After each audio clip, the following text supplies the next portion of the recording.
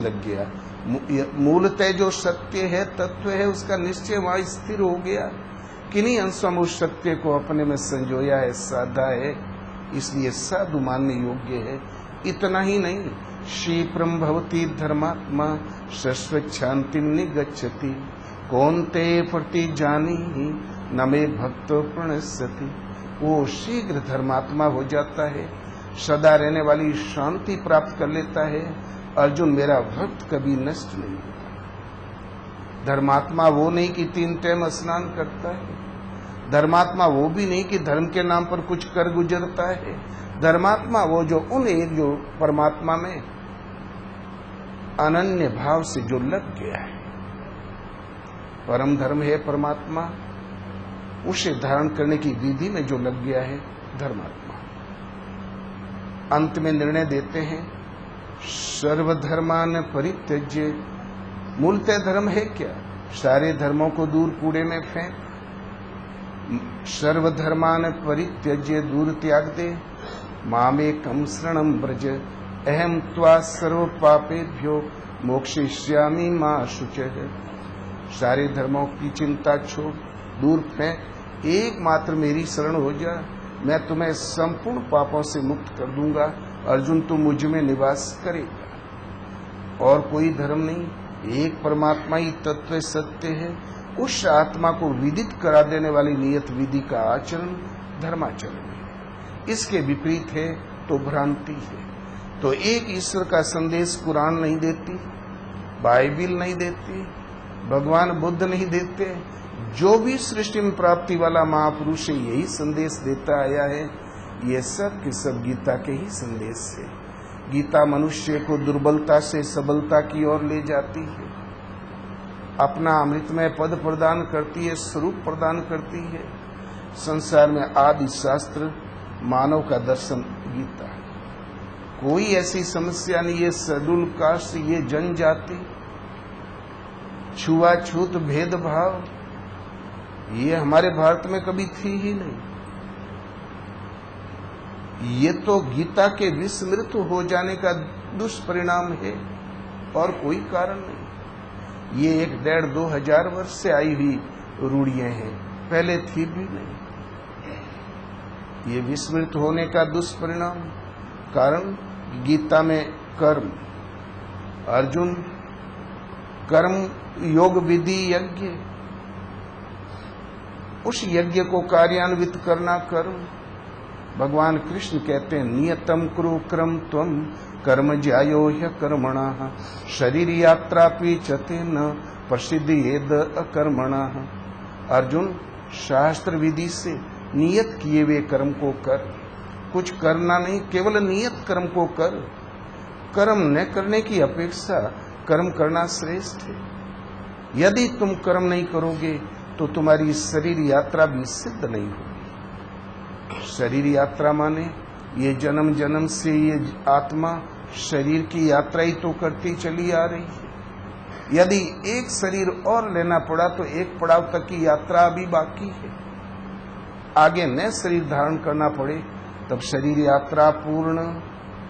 इस शरीर यात्राओं को पूर्ण करने वाला है कर्म। यदि कर्म नहीं करोगे तुम्हारी यात्रा भी पूर्ण नहीं होगी।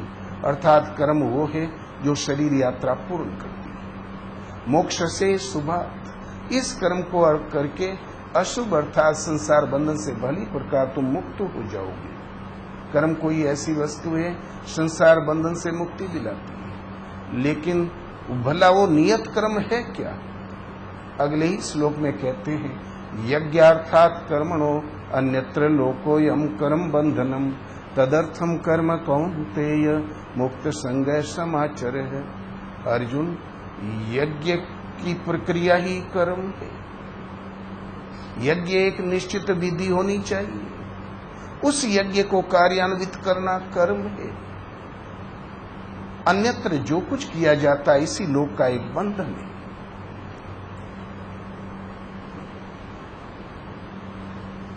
जिसमें सारा संसार रात दिन व्यस्त है, मुग्ध है, क्या वो कर्म नहीं करते? कहते हैं यज्ञ के सिवाय अन्यत्र जो कुछ किया जाता है इसी लोक का बंधन है। इसलिए तदर्थम कर्म कौन्तेय मुक्त संगय समाचर।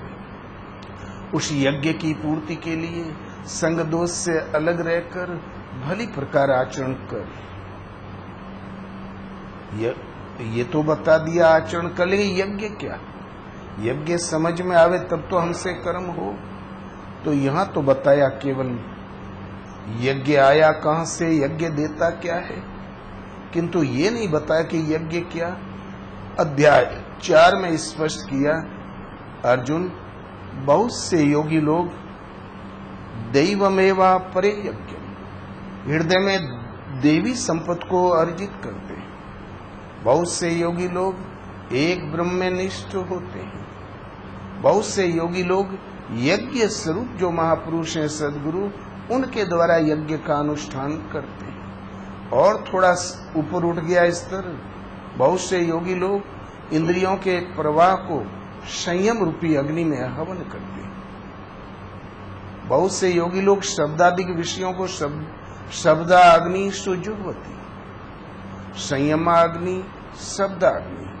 हमने इंद्रियों को भली प्रकार नियंत्रित कर लिया, शांत एकांत में बैठे ही है। अनायास कोई कान में पड़ गया शब्द, वो एक विषय दे गया।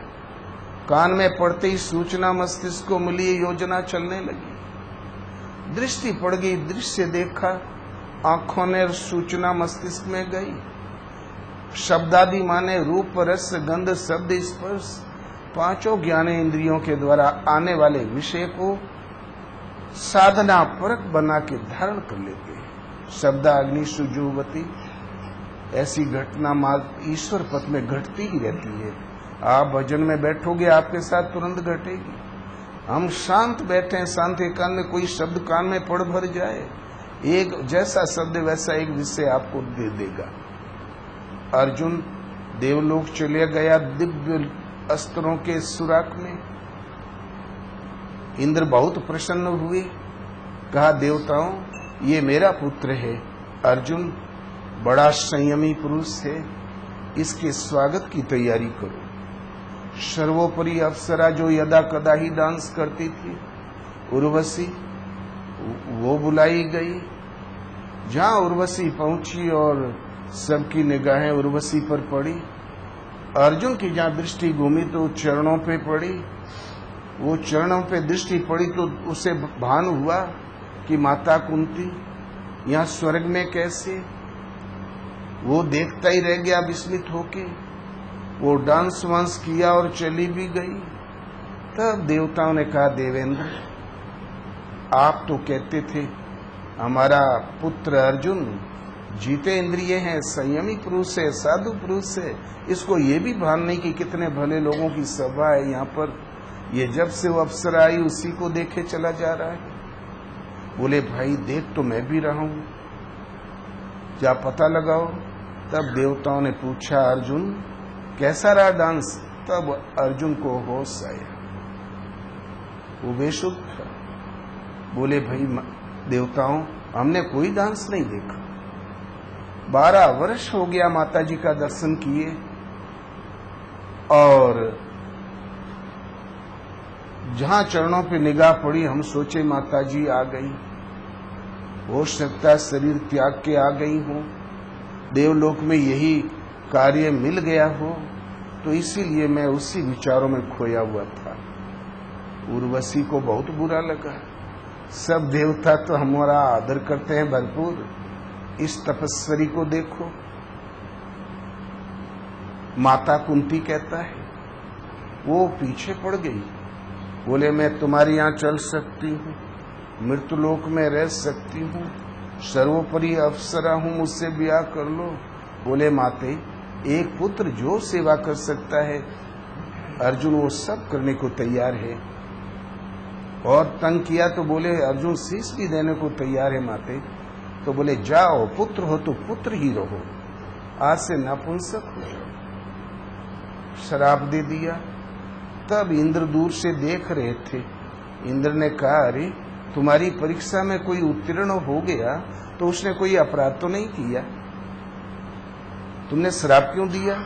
बोले देवेंद्र मैं आपा खो बैठी, हम सोचे मेरी हार हो गई, देवलोक की हार हो गई। तो बोले अरे